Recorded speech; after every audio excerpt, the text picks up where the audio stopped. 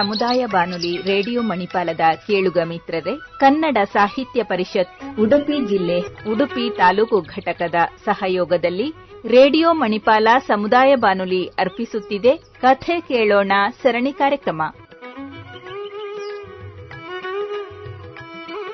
ಕಥೆಯ ಸಾಗರದಲ್ಲಿ ಅಮೃತದ ಬಿಂದು ವಾರವಾರವೂ ಕಿವಿದೆರೆಗೆ ಬಂದು ಕಥೆಯ ಸಾಗರದಲ್ಲಿ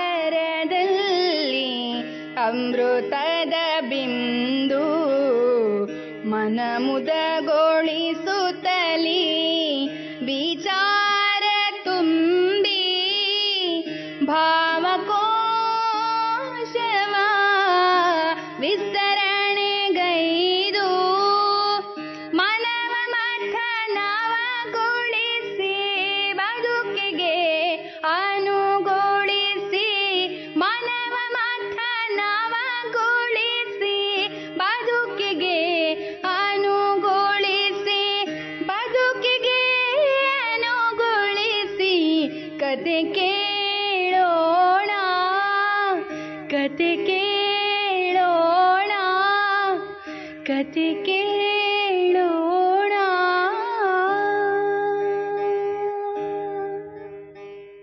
ರೇಡಿಯೋ ಮಣಿಪಾಲ್ ಶ್ರೋತೃ ಬಾಂಧವರೇ, ಇದೀಗ ಪ್ರಸಾರವಾಗಲಿರುವ ಕಥೆ ಕೇಳೋಣ ಸರಣಿ ಕಾರ್ಯಕ್ರಮದ 170ನೇ ಸಂಚಿಕೆಯಲ್ಲಿ ಸ್ವರಚಿತ ಕಥೆಯೊಂದಿಗೆ ನಮ್ಮೊಂದಿಗಿದ್ದಾರೆ ಸಾಹಿತ್ಯಾಸಕ್ತರಾದ ರೇಷ್ಮಾ ಶೆಟ್ಟಿ ಗೊರೂರು.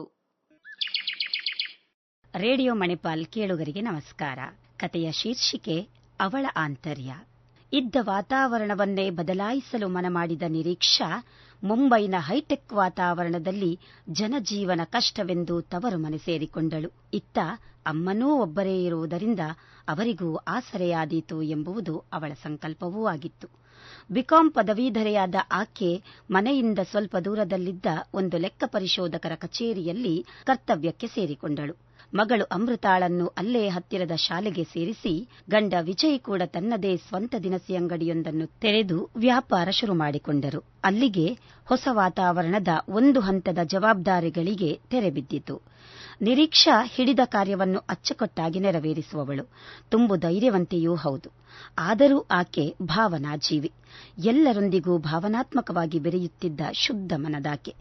ಎಲ್ಲಿಯೂ ಯಾರಿಗೂ ತನ್ನಿಂದ ನೋವಾಗಬಾರದೆಂಬುದೇ ಅವಳ ಮನಸ್ಥಿತಿ. ನೀಲ ಜಡೆಯ ಗುಳಿಕೆನ್ನೆಯ ತಿದ್ದಿ ತೀಡಿದ ದಂತಪಂಕ್ತಿಯ ಅತ್ಯಂತ ಸ್ಫುರದ್ರೂಪಿ, ಪಕ್ಕನೆ ಕಂಡರೆ ಅಪ್ಸರೆಯಂತೆ ಕಾಣುವ, ಎಷ್ಟೇ ಸೌಂದರ್ಯವತಿಯಾದರೂ ಕಿಂಚಿತ್ತೂ ಅಹಂಭಾವವಿಲ್ಲದ, ಎಲ್ಲರೊಳಗೂ ಬೆರೆತು ಬದುಕುವಾಕೆ, ಯಾರೇ ಕಷ್ಟವೆಂದರೂ ಅವರ ಕಷ್ಟಕ್ಕೆ ಪಟ್ಟನೆ ಸಹಾಯಕ್ಕೆ ನಿಲ್ಲುವ ಆದರ್ಶ ಗುಣದಾಕೆ. ಎಲ್ಲರಿಗೂ ಒಳಿತನ್ನೇ ಬಯಸಿದರೂ ಅನೇಕ ಬಾರಿ ಅವಳ ಒಳಿತೇ ಅವಳಿಗೆ ಮುಳುವಾಗಿದ್ದಂತೂ ಸುಳ್ಳಲ್ಲ. ಅಂದು ಮುಂಜಾನೆ ಮನೆಯ ಕೆಲಸಗಳಲ್ಲಿ ಅಮ್ಮನಿಗೆ ಕೈಜೋಡಿಸಿ ಮಗಳ ತಿಂಡಿ ಮಧ್ಯಾಹ್ನದ ಲಂಚ್ ಬಾಕ್ಸ್ನ ವ್ಯವಸ್ಥೆ ನೆರವೇರಿಸಿ ತಡವಾಯಿತೇನೋ ಎಂಬಂತೆ ಬೇಗನೆ ಆಫೀಸಿನತ್ತ ಹೆಜ್ಜೆ ಇಡುತ್ತಿದ್ದಳು. ಆಫೀಸಿಗೆ ಹೊಕ್ಕವಳಿಗೆ ಆಫೀಸಿನಲ್ಲಿ ಆಗಲೇ ಬಂದು ಕರ್ತವ್ಯಕ್ಕೆ ಹಾಜರಾಗಿದ್ದ ಕೊಲೀಗ್ ಸುಕೇಶ್ ಹಾಗೂ ಬಾಸ್ ಕರಣ್ ಯಾವುದೋ ಒಂದು ಫೈಲನ್ನು ಕೈಗೆತ್ತಿಕೊಂಡು ಚರ್ಚೆಯಲ್ಲಿ ತೊಡಗಿದ್ದರು. ನಮಸ್ತೆ ಸರ್, ನಮಸ್ತೆ ಸುಕೇಶ್ ಎನ್ನುತ್ತಲೇ ನಿರೀಕ್ಷಾ ಆಫೀಸು ಸ್ವಚ್ಛಗೊಳಿಸಿ ದೇವರಿಗೆ ತಾನೇ ಕುಯ್ದು ಮಾಲೆ ಮಾಡಿ ತಂದಿದ್ದ ಹೂಗಳಿಂದ ಅಲಂಕರಿಸಿ ದೀಪ ಹಚ್ಚಿಟ್ಟಳು. ಬಾಸ್ ಕರಣ್ ಕೈಗಿತ್ತ ಫೈಲಿನತ್ತ ಕಣ್ಣಾಡಿಸುತ್ತಾ ಕುಳಿತಿದ್ದಾಗಲೇ ಹೊರಗಿನಿಂದ ಯಾರೋ ಆಫೀಸಿನೊಳಗೆ ಹೆಜ್ಜೆಯಿಟ್ಟ ಸಪ್ಪಳ ಕೇಳಿ ನಿರೀಕ್ಷಾ ಕತ್ತೆತ್ತಿ ನೋಡತೊಡಗಿದಳು. ಅದು ಹೊಸ ವಾತಾವರಣವಾದ್ದರಿಂದ ಅವಳಿಗೆ ಅಲ್ಲಿ ಯಾರ ಪರಿಚಯವೂ ಇರಲಿಲ್ಲ. ಇತ್ತ ಸುಕೇಶನೋ ಅವನ ಪಾಡಿಗೆ ಅವನು ಯಾವುದರ ಗೊಡವೆಯೂ ಇರದಂತೆ ತನ್ನ ಕರ್ತವ್ಯದಲ್ಲಿ ತಲ್ಲೀನನಾಗಿದ್ದ. ಆಕೆ ದಡೂತಿ ದೇಹದ ಅತಿ ಎತ್ತರದ ಮೈಕಟ್ಟಿನ, ನೋಡಿದರೆ ಪಕ್ಕನೆ ಬಲು ಘಾಟಿ ಹೆಂಗಸೇ ಇರಬೇಕು ಎನ್ನುವಂತೆಯೇ ಮುಖಭಾವ ಹೊತ್ತಾಕೆ. ಬಾಸ್ ಕರಣ್ನ ಚೇರ್ ಪಕ್ಕದಲ್ಲೇ ಅವರ ಅನುಮತಿಗೂ ಕಾಯದೆ ಕುಳಿತೇ ಬಿಟ್ಟಳಾಕೆ. ಒಂದೇ ಸಮನೆ ಮಾತಾಡುತ್ತಿದ್ದ ಆಕೆಯನ್ನು ಕಂಡಾಗ ಸಾಹೇಬರ ಪರಿಚಿತರಿರಬೇಕು ಎಂಬುದು ಖಾತ್ರಿಯಾಗಿಸಿಕೊಂಡು ನಿರೀಕ್ಷಾ ತನ್ನ ಕೆಲಸದಲ್ಲಿ ತೊಡಗಿದಳು. ಆಗಲೇ ಕರಣ್, ನಿರೀಕ್ಷಾ ಮೇಡಂ, ಇವರು ಅನಿಶಾ ಅಂತ ನನ್ನ ಪರಿಚಯದವರು ಎನ್ನುತ್ತಾ, ಇವರು ನಿರೀಕ್ಷಾ ಅಂತ ನಮ್ಮ ಆಫೀಸಿಗೆ ಹೊಸದಾಗಿ ಸೇರಿಕೊಂಡಿದ್ದಾರೆ ಎಂದು ಪರಿಚಯಿಸಿದರು. ನಿರೀಕ್ಷಾ ನಮಸ್ತೆ ಮೇಡಂ ಎಂದು ನಮಸ್ಕರಿಸಿದಳು. ಆದರೆ ಆ ದಡೂತಿ ದೇಹದ ಮೊದಲೇ ನೋಡುವಾಗಲೇ ಭಯಗೊಳ್ಳುವಂತಹ ಆ ಹೆಂಗಸು ನಿರೀಕ್ಷಾಳ ಮಾತಿಗೆ ನಮಸ್ಕಾರಕ್ಕೆ ಯಾಕೋ ಸ್ಪಂದಿಸಲೇ ಇಲ್ಲ. ಯಾವುದೋ ಕಾಲದಿಂದ ಶತ್ರುವಾಗಿದ್ದವರು ಮತ್ತೆ ಅಪರೂಪದಲ್ಲೊಮ್ಮೆ ಎಲ್ಲಿಯಾದರೂ ಎದುರು ಬದುರಾದರೆ ಕೋಪಗೊಳ್ಳುವಂತೆ ಆಡುತ್ತಿದ್ದ, ಪಿತ್ತ ನೆತ್ತಿಗೇರಿಸಿಕೊಂಡು ಕೊಬ್ಬಿನಿಂದ ಬೀಗುತ್ತಿದ್ದ ಆ ಹೆಂಗಸಿನ ವಕ್ರಬುದ್ಧಿ ಕಂಡ ನಿರೀಕ್ಷಾಳಿಗೆ ಅವಳ ವಿಚಿತ್ರ ವರ್ತನೆಯಿಂದ ಬೇಸರವಾಯಿತಾದರೂ ಮರು ಮಾತನಾಡದೆ ಸುಮ್ಮನಾದಳು. ಆ ಹೆಂಗಸು ಬಾಸ್ ಕರಣ್ ಜೊತೆಗೆ ನಡೆದುಕೊಳ್ಳುತ್ತಿರುವ ವರ್ತನೆ ಸರಿ ಕಾಣದೇ ಹೋದರೂ ನಿರೀಕ್ಷಾ ತಾನಾಯಿತು, ತನ್ನ ಕರ್ತವ್ಯವಾಯಿತೆಂದು ಕೆಲಸದಲ್ಲಿ ಬ್ಯುಸಿಯಾದಳು. ಅತ್ತ ಬಾಸ್ ಕರಣ್ ಹಾಗೂ ಅನೀಶಾ ಇಬ್ಬರೂ ಆಫೀಸಿನಿಂದ ಇಳಿದು ಕಾರ್ ಹತ್ತಿ ಹೊರಟೇ ಬಿಟ್ಟರು.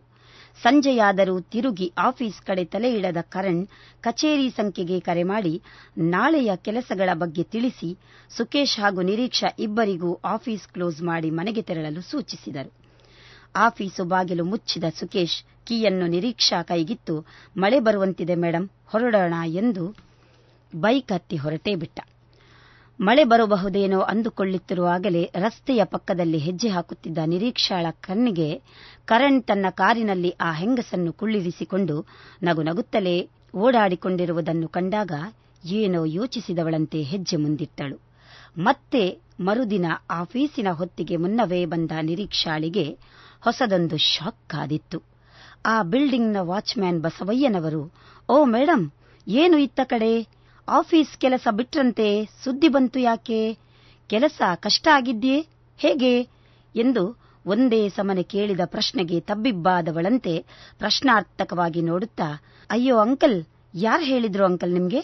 ಹಾಗೇನಿಲ್ಲ, ಆದ್ರೆ ಮನೆಯಲ್ಲಿ ಸ್ವಲ್ಪ ಕೆಲಸದ ಒತ್ತಡವಿದೆ, ಅದಕ್ಕಾಗಿ 1 ವಾರ ರಜಾ ಹಾಕಬೇಕು ಅನ್ಕೊಂಡಿದ್ದೀನಿ ಅಷ್ಟೇ ಅನ್ನುತ್ತಲೇ ಬಸವಯ್ಯನವರು, ಆ ಡುಮ್ಮಿ ಹೆಂಗಸು ಇದೆಯಲ್ಲ, ಅದೇ ಆಗಾಗ ನಿಮ್ಮ ಆಫೀಸ್ ಕಡೆ ಬರ್ತಾ ಇರುತ್ತಲ್ಲ, ಅವಳೇ ಹೇಳ್ತಾ ಇದ್ಲು, ಇನ್ನು ಆ ಹುಡುಗಿ ಬರೋದಿಲ್ಲ ಕೆಲ್ಸಕ್ಕೆ, ನಾನೇ ಇರ್ತೀನಿ ಇಲ್ಲಿ ಅಂತ.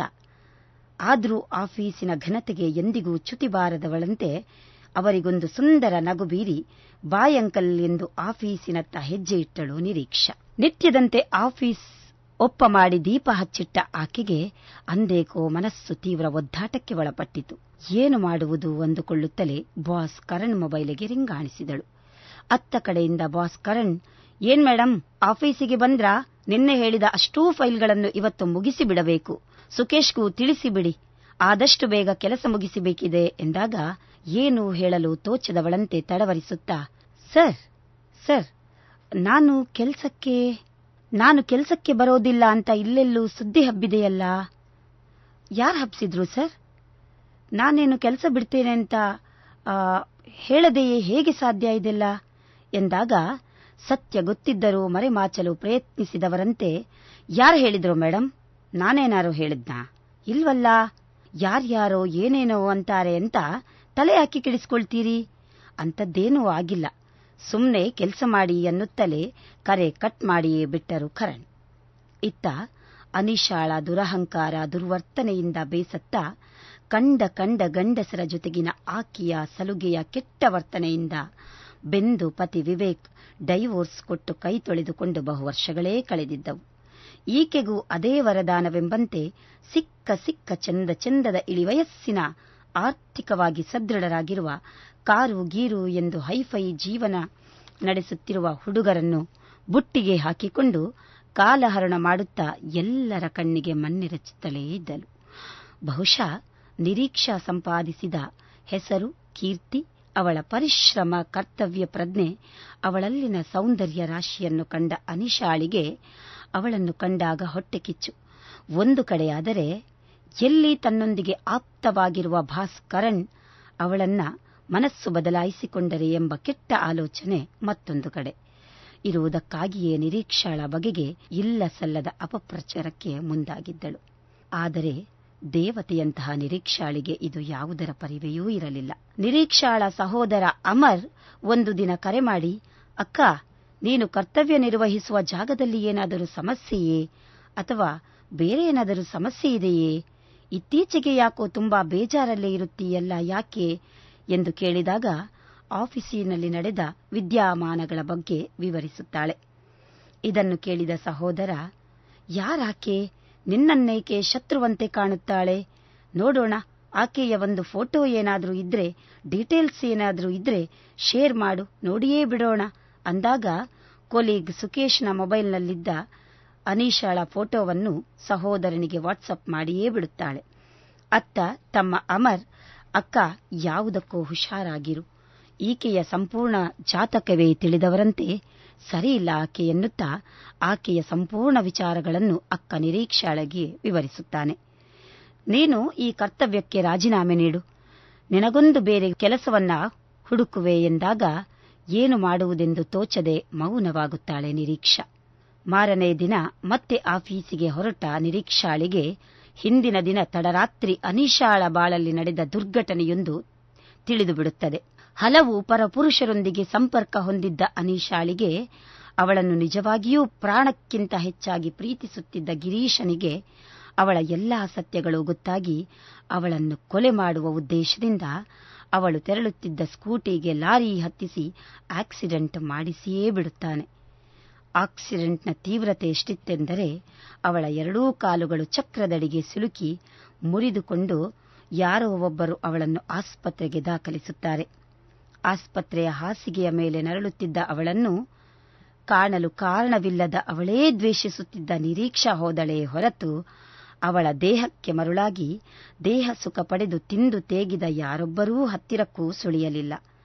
ಆ ಕೊನೆಯ ಆಕೆಯ ಅತ್ಯಂತ ಕ್ಲಿಷ್ಟಕರ ಪರಿಸ್ಥಿತಿಯಲ್ಲಿ ಅನೀಶಾಳಿಗೆ ಪಾಪಪ್ರಜ್ಞೆ ಕಾಡತೊಡಗಿ ನಿರೀಕ್ಷಾಳ ವಿಷಯದಲ್ಲಿ ಅಂಗಲಾಚಿ ಕ್ಷಮೆ ಕೋರಿದಳು. ತಾನು ಚೆನ್ನಾಗಿದ್ದಾಗ ತನ್ನ ಸುತ್ತುವರಿಯುತ್ತಿದ್ದ ಒಬ್ಬನೂ ತನ್ನ ಸಹಾಯಕ್ಕೆ ಬರದುದನ್ನು ಕಂಡು ಒಳಗೊಳಗೇ ಕೊರಗಿದಳು.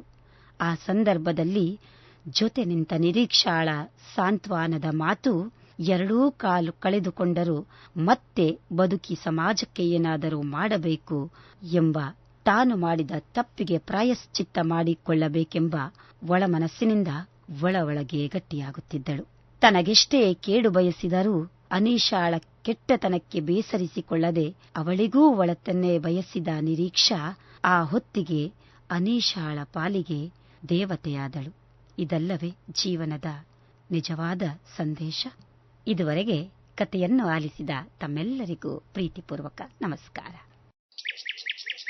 ಕೇಳುಗ ಮಿತ್ರರೇ, ಇದುವರೆಗೆ ಸಾಹಿತ್ಯಾಸಕ್ತರಾದ ರೇಷ್ಮಾ ಶೆಟ್ಟಿ ಗೊರೂರು ಅವರಿಂದ ಸ್ವರಚಿತ ಕಥೆಯನ್ನು ಕೇಳಿದಿರಿ.